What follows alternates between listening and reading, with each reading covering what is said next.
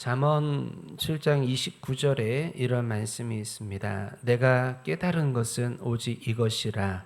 곧 하나님은 사람을 정직하게 지으셨으나 사람이 많은 꾀들을 낸 것이니라. 여기 정직이라는 단어는 곧다, 올바르다라는 뜻입니다.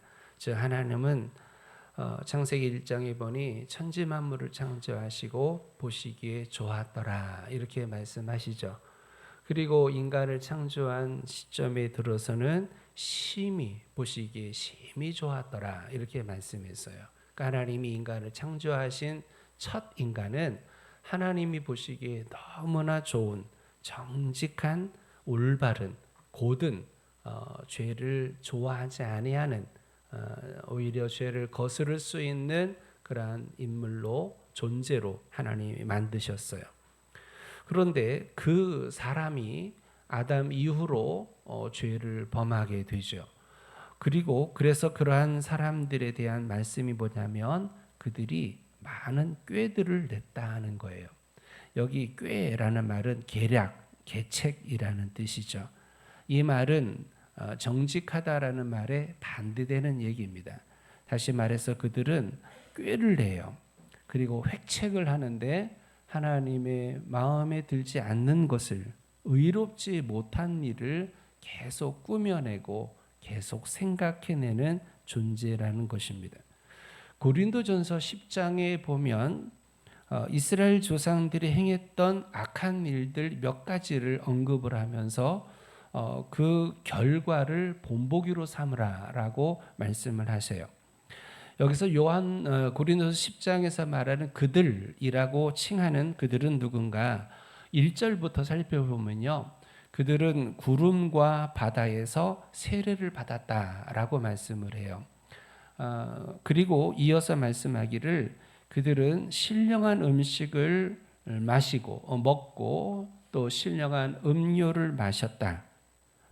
반석에서 나오는 신령한 음료를 마셨는데 그 반석은 누구냐? 그리스도다. 이렇게 해석을 하였죠. 정말 굉장한 사람들이에요. 이어서 말합니다. 그런데 놀라운 거죠. 세례를 받고 신령한 음식, 만나를 먹고 하늘로서 말미암는 하나님이 공급하신 그 음식을 40년 내내 먹어요. 그리고 반석에서 그리스도를 의미하는 반석에서 나오는 물을 마십니다. 그런데도 성경은 이어서 말씀하기를 그들의 다수를 하나님이 기뻐하지 아니하셨으므로 광야에서 멸망을 받았느니라. 그런데 여기 그들의 다수는 얼마큼일까요? 출애굽한 인원을 성경은 약 40만 명, 60만 명이라고 그러죠. 즉 20세 이하 칼을 빼들고 전쟁에 나가서 싸울 수 있는 사람의 숫자가 60여만 명이라고 말씀합니다. 그 60여만 명에서 몇 명만 가나안에 들어가냐면 2명만 들어가요. 60여만 명 중에 하나님이 기뻐한 사람은 2명이고 나머지 절대 다수는 하나님이 기뻐하지 않으셨다는 거예요. 너무 안타깝죠. 왜 그러한 일이 일어났는지에 대해서 고린도서 10장은 쭉 말씀하세요. 원망하고 또 악한 일을 행하는 또 우상을 숭배하는 죄의 목록을 쭉 밝혀줍니다. 그러면서 왜 이러한 이스라엘 백성들이 광야에서 행했던 악한 일들을 언급하고 있는가? 6절은 말씀하죠. 우리 같이 한번 읽어보도록 하겠습니다. 함께 읽습니다. 이러한 일들은 우리들의 본보기가 되어 우리로 하여금 그들이 악을 즐겨한 것 같이 즐겨하는 자가 되지 않게 하려 함이니. 즐겨합니다. 악을 어쩌다 보니 죄짓는 게 아니에요. 실수로 죄짓는 게 아니라 악을 즐거워한다는 겁니다. 11절 다시 한번 읽습니다. 그들에게 일어난 이런 일은 본보기가 되고 또한 말세를 만난 우리를 깨우치기 위하여 기록되었느니라. 계속 거듭하여 본보기라고 말씀하고 있어요. 이 말은 두 가지 본보기죠. 인간이 얼마나 악할 수 있는가.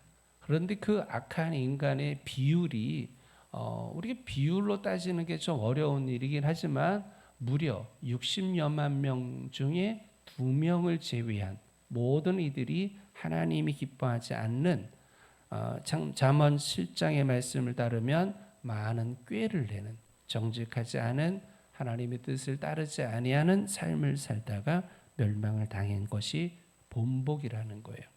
그런데 또 다른 의미의 본보기는 뭐냐? 지금 너희가 사는 시대는 말세라는 겁니다. 그런데 여러분 고린도전서 10장이 기록된 지 이미 2000년이 지났어요. 2000년 전에 기록된 그 시대에 지금은 말세다는 거예요. 고린도전서 10장의 편지를 받고 있는 성도들을 향해 말세를 만난 우리라고 얘기하고 있어요. 그럼 2000년이 지난 지금은 말세, 당연히 말세라고 하죠. 거기에 덧붙여서 뭐라고 얘기합니까? 말세 지말이다. 말세 중에서도 마지막이다. 이런 표현을 쓰고 있어요. 그러니 말세 혹은 말세 지말을 맞이한 이 시대를 살아가고 있는 우리를 깨우치기 위해 이러한 본보기 되는 말씀을 기록했다라는 거예요. 그러니 깨우쳐야 된다는 거예요. 얼마나 우리가 조심해야 되는가. 그래서 고린도전서 10장 12절은 결론지어서 이렇게 말합니다. 같이 읽습니다. 그런즉 선줄로 생각하는 자는 넘어질까 조심하라. 많이 들었던 말씀이에요. 그런즉이라는 단어가 참 중요해요. 지금 우리는 말세지말을 살아가고 있어요. 또 광야를 살아가는 이스라엘 백성들을 보니까 절대 다수가 하나님 기뻐하지 아니하는 많은 꾀들을 내는 정직하지 않고 부정한 악한 일을 획책하고 계획하는 자로 살다가 결국 다 멸망한 그 시점을 본보기로 삼아서 오늘 내가 섰다라고 생각했느냐? 그러면 넘어질까 조심해야 된다는 거예요. 여기 섰다는 말은 예배자로 서 있어요. 나는 나 나름대로 하나님을 믿는 자라고 생각해요. 나는 나 나름대로 하나님 앞에 성도라고 생각해요. 그러면 자는 어떻게 해요?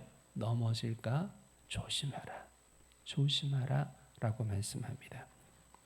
이 말씀을 가지고 시작하는 이유는 우리가 다윗에 대해서 지난 몇 시간 동안 살펴보면서 참 안타깝다는 생각을 갖기 때문입니다. 사무엘상 12장 14절에 보면 다윗을 하나님의 마음에 맞는 사람이라고 말합니다. 그리고 16장 13절엔 여호와의 영에 크게 감동된 사람으로 기록하고 있어요. 17장 46절에는 이스라엘에 하나님이 계신 줄 알게 하는 사람으로 기록합니다. 18장 12절에는 하나님이 함께 계신 사람이라 그랬어요. 엄청난 사람이에요. 그야말로 서 있는 사람이에요. 하나님 앞에 서 있고 믿음의 사람으로 서 있고 가장 신앙이 좋은 신앙인으로 서 있는 사람이에요. 누구보다도 신앙의 모델이라고 할 수 있는 사람이에요. 그런데요, 이후의 말씀은 정말 안타깝습니다. 자신의 안위를 위해서 왕자 요나단에게 거짓말을 하도록 조장을 합니다. 당신이 이렇게 나를 베들레헴에 보냈다고 왕 앞에 말하십시오. 요나단도 다윗이 시킨 대로 거짓말을 하죠. 거짓말에 거짓말을 이어갑니다. 어쩔 수 없는 형편, 이게 꾀라고 말하지만, 이게 지혜라고 말하지만 거짓은 거짓인 것이죠. 잠언 7장에 많은 사람이 많은 꾀들을 냈다는 이 꾀가 생각나는 장면이 아닐 수 없어요. 이어 다윗은 살기 위해서라는 목적이긴 하지만 아비멜렉에게 거짓을 말합니다. 거짓말로 위기를 넘기고 거짓말로 음식을 먹고 거짓말로 무기를 구하는 이 다윗을 우리가 봅니다. 이제 우리는 지난 시간에 또 안타까운 다윗의 결정을 봅니다. 그는 물론 사울 왕이 그를 죽이려고 계속 하고 있다는 이 위험한 상황에라는 것을 우리는 알고 있지만 그럼에도 불구하고 그는 하나님이 세우신 이스라엘의 왕이에요. 그는 하나님이 이스라엘 왕으로 기름 부음 받은 자예요. 그러니 이스라엘을 떠나서는 안 돼요. 죽는 순간이 되어도 목에 칼이 들어와도 그는 이스라엘 땅에서 죽어야 돼요. 그게 사명자야. 그게 순교자적 삶을 사는 사람이에요. 우리는 선자는 넘어질까 주시 말하는 말씀을 다윗을 통해 계속 생각합니다. 나의 안위를 위해서, 나의 잠깐의 평안을 위해서, 나의 조금의 유익을 위해서, 나의 감정적인 편안함을 위해서 우리가 꾀를 내는 그 꾀가 하나님 보시기에 기뻐하지 않는 것. 우리는 다윗을 보면서 과연 누가 다윗을 향해 손가락질할 수 있을까? 이스라엘 왕임에도 불구하고 기름 부음 받은 자 사명자임에도 불구하고 살기 위해 원수의 나라 블레셋 가장 강력한 원수인 아기스에게로 망명하기로 선택한 게 이게 얼마나 치욕스러운지 이 얼마나 수치스러운 결정인지 우리가 알지만 우리도 때때로 그런 결정을 내립니다. 하나님이 기뻐하지 않는다는 걸 뻔히 알면서도 이게 하나님의 뜻이 아닌 줄 뻔히 알면서도 어쩔 수 없었어. 어쩔 수 없었어. 당신들도 내 형편이 돼봐 그럴 거야. 이러한 말을 하며 다윗 같은 선택을 하며 살지 않았는가. 우리는 오늘도 이 모습을 보게 됩니다. 정말 어처구니 없는 행동이면서 우리 자신들의 삶을 돌아보면 너무 마음 아픈 속상한 행동들입니다. 매번 예배를 우리가 주일 예배를 드리면서 참회 기도를 드립니다. 여러분 어떤 마음이십니까? 참회 기도를 드리는데 가만히 생각해 보니까 지난주에 했던 기도를 또 해. 지난달에 했던 기도를 또 해. 이 나의 모습을 보며 어처구니 없죠. 어떨 때는 회개하기가 죄송스러워. 왜냐하면 똑같은 죄를 또 회개해야 되니까. 이거를 365일 회개한다는 게 이게 너무 기가 막힌 거 아니에요? 이렇게도 어처구니 없는 이렇게도 비참한 존재가 어디 있습니까? 그런 우리들이에요. 그러한 다윗을 하나님은 어떻게 하셨을까? 아기스 왕으로부터 미친 척해서 겨우 도망 나온 다윗은 서둘러서 도망을 가게 되는데 아둘람 굴로 도피하게 됩니다. 시편 56편은 가드에서 즉 블레셋으로 망명을 시도한 그때 있었던 일들을 배경으로 해서 쓴 시이죠. 시편 56편에 이러한 성경 구절들이 나옵니다. 사람이 나를 삼키려고 종일 치며 압제하나이다. 내 원수가 종일 나를 삼키려 하며 나를 교만하게 치는 자들이 많사오니 그들이 종일 내 말을 곡해하며 나를 치는 그들의 모든 생각은 사악이라. 그들이 내 생명을 엿보았던 것과 같이 또 모여 숨어 내 발자취를 지켜보나이다. 56편에 언급된 이 고통스러운 삶, 이 하루하루 숨막히는 삶, 여러분이 이러한 삶을 살았으면 숨이나 한번 쉬겠어요? 정말 숨도 제대로 쉴 수 없는 이 아주 엄청난 심리적 압박과 육체적 위협 속에 살아가는 이 다윗의 모습을 보면서 왜 그런 고통을 당했을까? 왜 그런 고통을 당해야만 할까? 잠언 7장 첫 말씀 그대로예요. 사람이 많은 꾀들을 낸 결과입니다.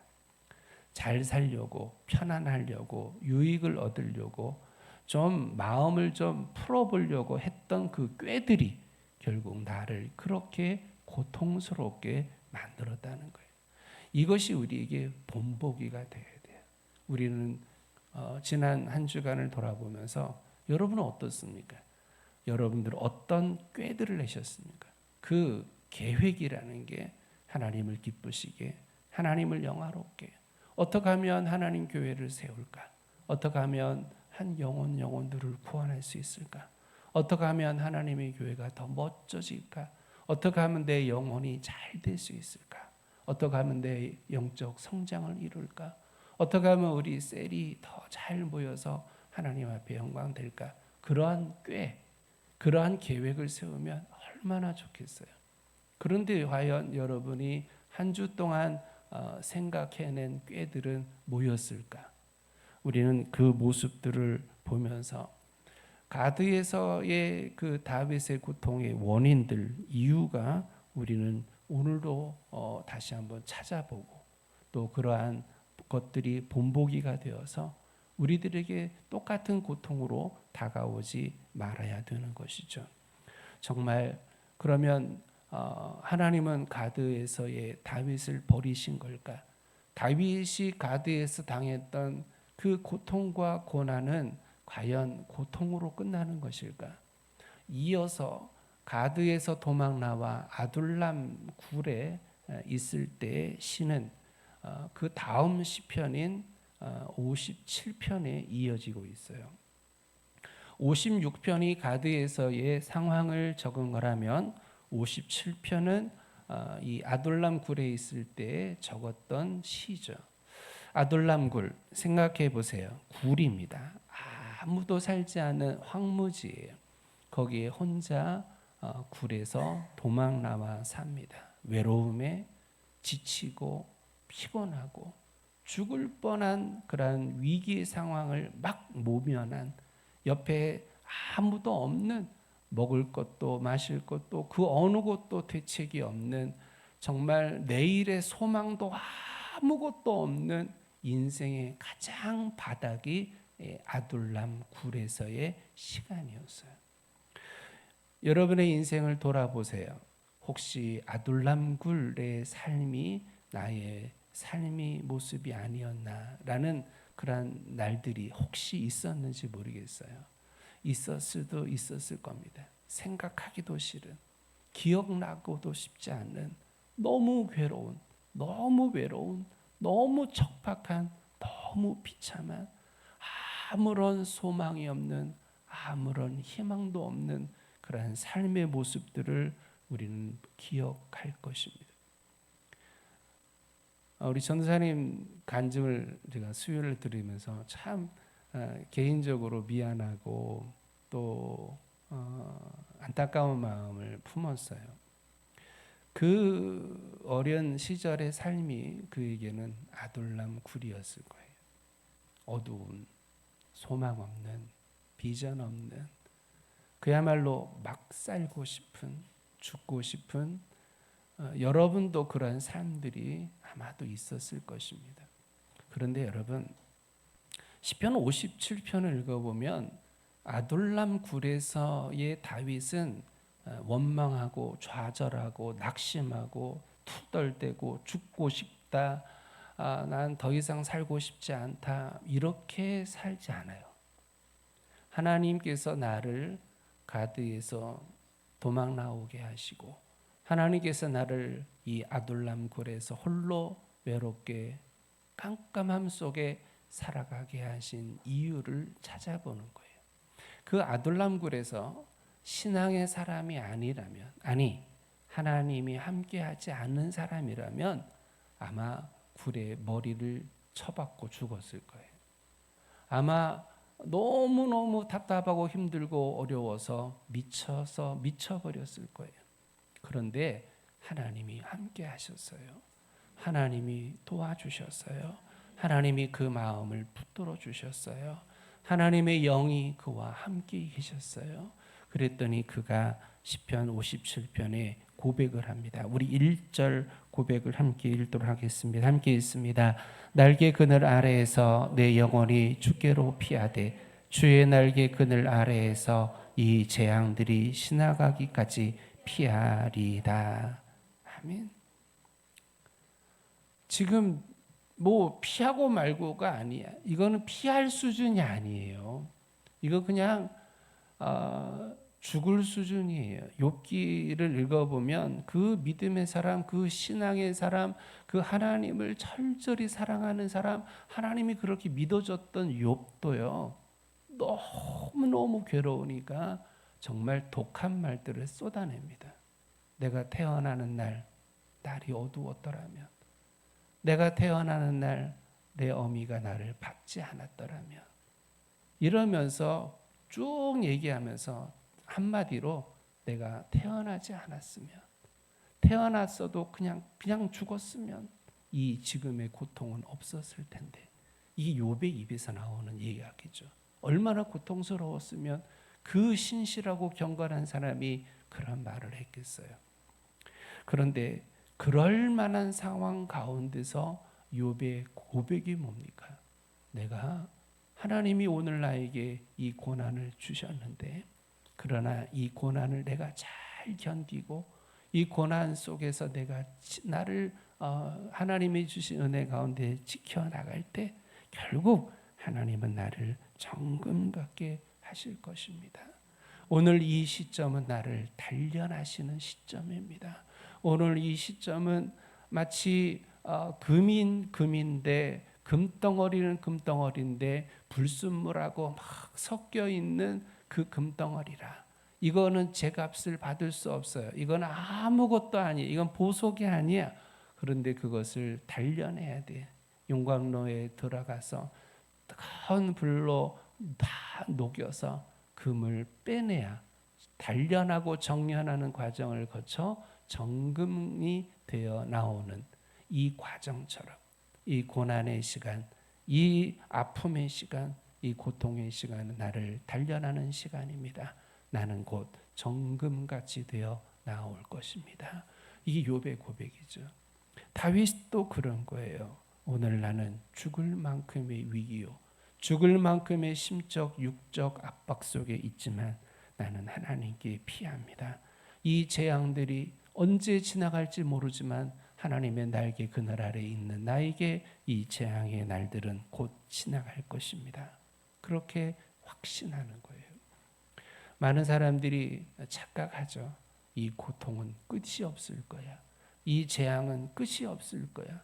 이 외로움은 끝이 없을 거야. 이 압박감은 끝이 없을 거야. 나는 망했어. 나는 끝났어. 나는 소망이 없어. 그렇게 말할 거예요. 그러나 그렇지 않아요. 우리는 하나님을 붙들어야 돼요. 하나님을 신뢰해야 돼요. 나를 왜 아둘람 굴에 있게 했는가? 나로 회개하게 하기 위해서, 나로 단련하게 하기 위해서, 나로 정금같이 만들게 하기 위해서, 나라도 신앙이 더 우뚝 서게 만들기 위해서 하나님의 나를 단련하는 시기임을 우리는 깨달아야 되는 거예요. 그러니 견뎌야 되죠. 소망이 없으면 견딜 수 없어요. 소망이 없으면, 희망이 없으면 못 견뎌요.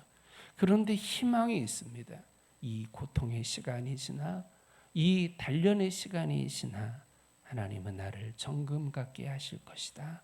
이 소망을 품으니까 견딜 수 있는 거예요. 그리고 하나님의 날개 아래가 있어요. 하나님이 계셔요. 그러니 하나님을 붙들고 하나님 의지하면서 견뎌가는 거예요. 견뎌가는 거예요.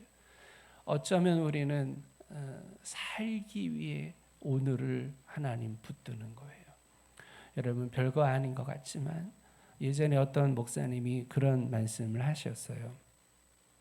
당신이 지방 어느 강의, 제가 여러 번 얘기한 적이 있는데, 강의를 가는데 숙소가 마땅치 않아서 어느 교회 문이 열려 있길래 들어갔대요.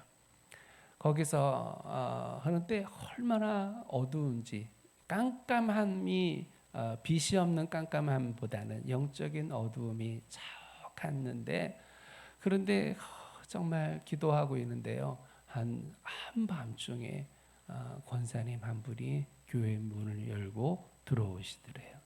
그랬더니 앉아서 기도하는데 악한 것들이 떠나가는, 어둠의 영이 벗어지는 그런 놀라운 광경을 보았다는 거예요. 그렇습니다, 여러분. 우리가 하나님을 붙드는 삶, 우리 옆에는 여러분과 하나님이 함께 하심을 한순간도 잊지 않기를 바랍니다. 여러분이 하나님을 향해 아버지라고만 말해도 아버지는 여러분을 다 아세요. 아버지라고만 말해도 여러분의 형편을 아시고 처지를 아시고 마음을 아시고 상황을 아시는 하나님, 무엇이 필요한 것까지도 이미 알고 계신 하나님, 내가 그렇게 화려한 기도의 내용을 말하지 못해도, 내가 묘사하지 못해도, 내가 미처 너무 답답하고 너무 힘들고 너무 어려우면 사실 기도도 안 나오잖아요. 여러분 경험해 봤죠? 너무 힘들면 기도도 안 나와. 기도하지 않고 그냥 아버지라고만 해도, 어떤 분은 그럴 때 주기도문을 외웠다죠. 뭐 어떻게 하든 간에 하나님을 붙드는 거예요. 아둘람 굴에서 날개 그늘 아래에서 내 영혼이 죽게 피합니다. 이 마음을 가지고 아버지, 하나님 아버지 그냥 불러보세요.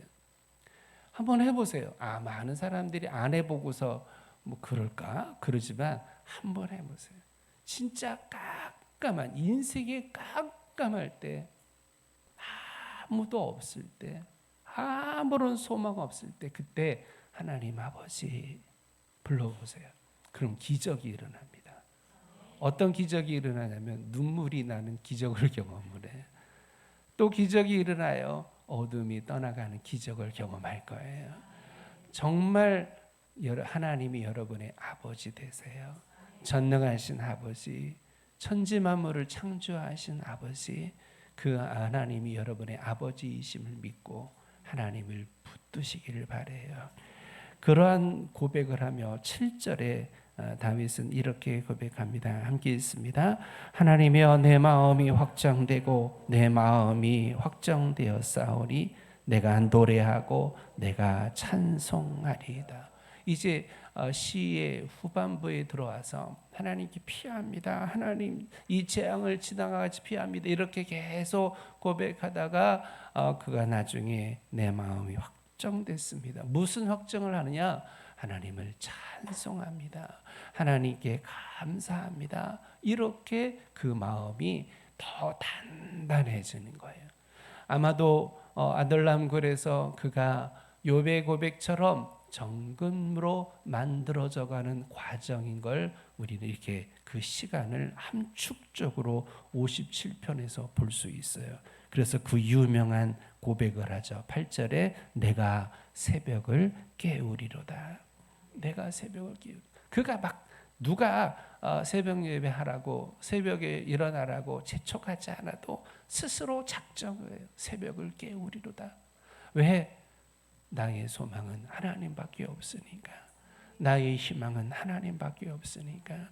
하나님이 나를 이렇게 정금처럼 만들어 주시니 하나님을 찬송하고 싶고 하나님께 감사하고 싶고 하나님을 예배하고 싶다. 그러한 고백 가운데 그는 그 새벽을 깨운다는 고백을 아둘람 굴에서 합니다. 오늘 이 모습이 어떤 모습일까요? 바로 예배가 회복된 다윗이에요.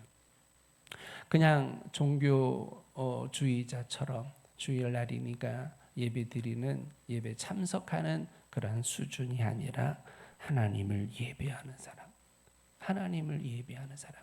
우리 아까 찬양, 첫 번째 찬양 임내 찬양에서 하나님을 예배하는 자입니다. 나는 하나님을 예배한 자입니다. 오늘 나는 종교주의자가로 앉아 있는 게 아닙니다. 나는 하나님을 예배합니다. 예배가 회복이 되는 거예요. 예배가 회복이 돼요. 우리는 내가 안 나오면, 어떤 분이 그래요. 나 주일 예배 안 나오면 목사님이 실망하실 거야. 예배 안 나오면 하나님이 벌 주실 거야.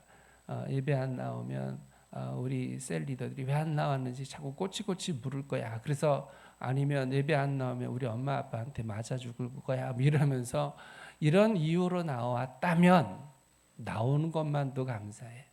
나오는 것만도 감사해. 이러한 나오는 과정 속에서 이 점점점 뭐가 되냐? 다윗처럼 하나님을 예배하는 예배자가 된단 말이에요. 성령으로 진리 가운데 예배하는 하나님이 찾으시는 그 예배자가 되어가는 줄 믿습니다. 오늘 본문 3절에 보면 아둘람 굴에서 사람들이 모여들 때 이제 정식으로 출전을 시작합니다. 이스라엘의 왕으로서 사역을 시작하게 되는데 그러기에 앞서 자기 부모를 먼저 안전한 곳에 데려다 놔야 되죠. 그래서 3절에 보면 부모를 모압 왕에게 의탁합니다. 모압 왕? 왜 모압 왕일까? 모압이 누구랑 연결 짓게 되죠? 모압은 누구? 모압하면 떠올리는 사람? 룻이 있잖아요. 룻이 모압 여자잖아요. 다윗의 증조모가 되나요? 모압의 피가 흐르기 때문에 모압이 자기 부모를 안전하게 거하게 하는 안식처로 다윗이 삼았던 거죠. 그러면서 그가 했던 정말 위대한 고백이 있습니다. 그게 뭐냐면 하나님이 나를 위하여 어떻게 하실지를 내가 알기까지. 이건 대단한 신앙 고백이에요. 그가 얼마나 귀한 신앙을 가지게 됐는지를 우리가 여기서 볼 수 있어요. 이미 하나님이 그를 이 가드 생활을 통해 아둘람 굴을 통해 그를 이미 정금처럼 단련하신 이후에 그의 입에서 나오는 정말 귀한 고백이에요. 하나님이 나를 위하여 어떻게 하실까 궁금해하고 하나님이 나에게 무엇을 시키실까? 하나님이 나를 어떻게 만들어 가실까? 그의 모든 인생의 방식과 방법과 목표와 방향을 하나님께 두고 있는 거예요. 내가 이렇게 하고 싶어. 나는 이 마음이야. 나는 이 욕심이 있어. 나는 이렇게 이걸 원해. 계속 내가 주인이었고 내가 선두에 섰고 내가 계획하고 내가 진행했던 인생이었다면 이제는 하나님이 나를 어떻게 이끄실까? 하나님이 나를 어떻게 만들어 가실까? 하나님이 내 인생을 어떻게 열어 가실까? 하나님이 나에게 무엇을 시키실까? 이게 다윗의 변화된 다윗이. 이후로 다윗이 왕이 된 이후에도요. 다윗은 전쟁을 일으킬 때도 먼저 하나님께 여쭙습니다. 하나님, 전쟁을 해야 되나요? 하나님, 전쟁은 어떤 방식으로 해야 될까요? 하나님, 누가 먼저 출전해야 될까요? 왕인데 백전백승을 한 엄청난 사람인데도 늘 하나님을 찾아요. 늘 하나님을 물어요. 이게 어디서 나온 거냐면 아둘람 굴에서의 이 시련과 단련 가운데 나온 그의 신앙인 거죠. 그렇게 변화된 다윗에게 하나님은 선물을 주십니다.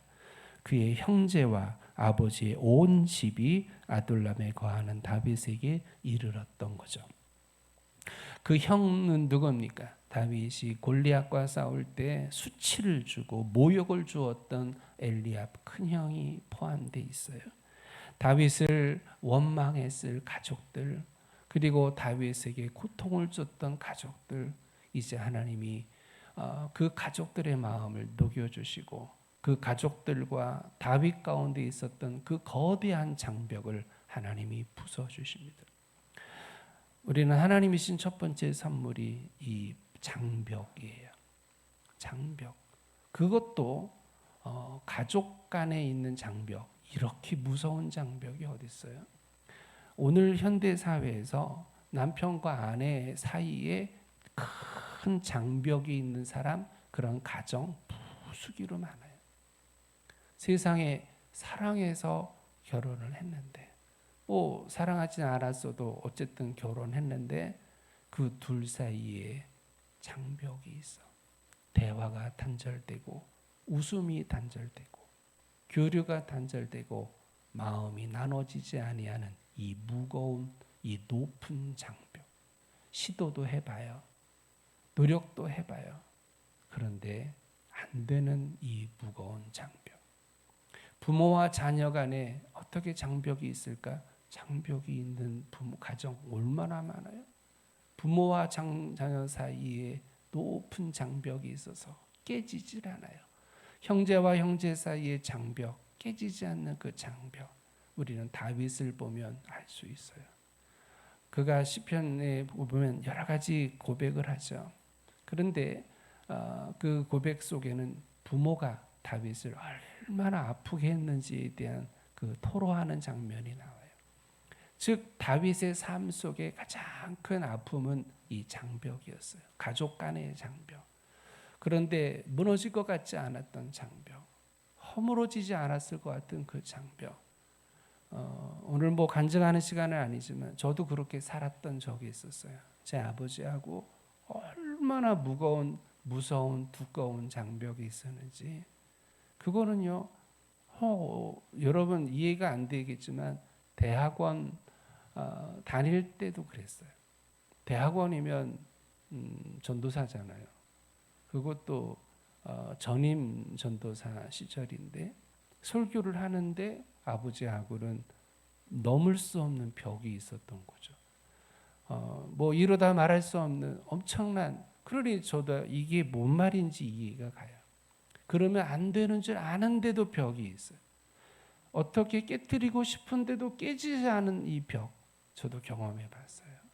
그런데 하나님이 다윗에게 단련의 시간이 지난 정금같이 나아가게 된 신앙을 고백하게 되는 다윗에게 주신 첫 번째 선물이 가족의 장벽을 허물어 주신 거예요.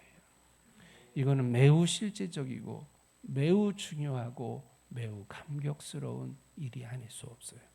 여러분 가정마다 이 깨트리지 못하는 담 때문에 눈물 짓고 한숨 짓고 가슴 치고 아파하는 가족 너무 많아요.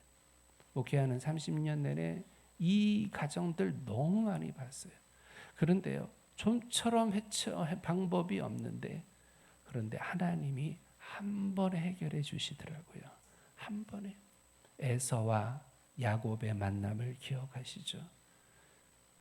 지난 수십 년 동안 야곱만 죽이려고 400명을 훈련시켰던 에서, 그러한 에서가 자기를 죽일 줄 알고 두려웠던 야곱, 이거는 방법이 없어. 이 형제의 갈등과 이 높은 두꺼운 장벽을 허물 방법이 없어요. 야곱은 나름대로 꾀를 냈지만 이 꾀가 소용없다는 것도 알게 돼요. 그런데 야복강에서 기도하죠. 야복강에서 하나님을 만나죠. 하나님이 그의 이름을 이스라엘이라 바꿔주시죠. 이후에 하나님이 야곱에게 주신 첫 번째 선물이 뭐냐면 에서를 만났는데 이게 웬일입니까? 둘이 부둥켜 안고 펑펑 우는 것이었어요. 하나님만 하실 수 있어요. 하나님만.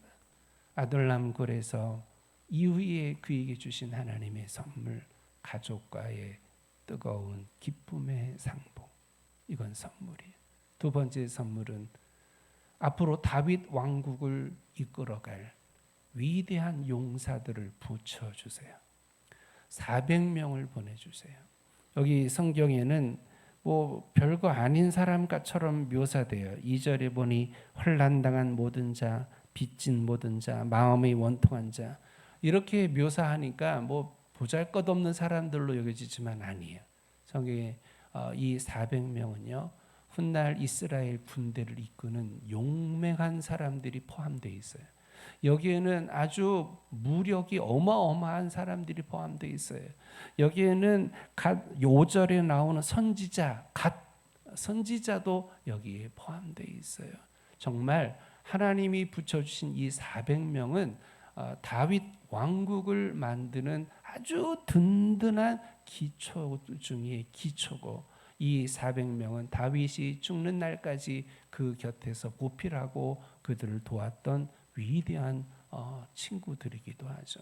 하나님이 주신 두 번째 선물이었던 거죠. 오늘 말씀 제목은 인생의 전환점입니다. 우리는 때때로 첫 시작 말씀처럼 잠언 7장 29절처럼 그래 나도 많은 꾀, 올바르지 않은 꾀, 미련하고 어리석은 꾀, 의롭지 못한 일을 획책하는 그 인간 가운데 한 명이야. 나도 다윗처럼 어리석은 결정을 내리고 그렇게 거짓말을 일삼는 나도 그런 존재야. 그런데 여기서 끝나면 안 되죠. 하나님의 개입이 분명히 있을 것이에요. 때때로 말씀을 들을 때, 말씀을 읽을 때, 기도하면서 하나님이 주시는 강력한 말씀이 분명히 있을 거예요. 그리고 하나님이 여러분을 아둘람 굴로 이끄실 때가 있을 거예요. 그 아둘람 굴이 여러분에게 펼쳐질 때 원망하면 안 돼요. 아둘람 굴이 이어질 때 낙담하고 절망하고 인생을 포기하고 그러지 마십시오. 오히려 아둘람 굴은 다윗처럼 인생의 전환점이 될 위대한 장소예요. 아둘람 굴은 하나님을 만나는 장소예요. 신앙이 성숙해지는 장소예요. 정금처럼 단련되는 장소예요. 그렇게 변화되어 갈 때 놀라운 일들이 여러분의 삶에 분명히 펼쳐질 줄 믿습니다. 성령께서 여러분과 함께 하시고 여러분의 마음과 삶과 모든 일들을 이끌어 가실 줄 믿습니다. 우리 자리에서 일어나서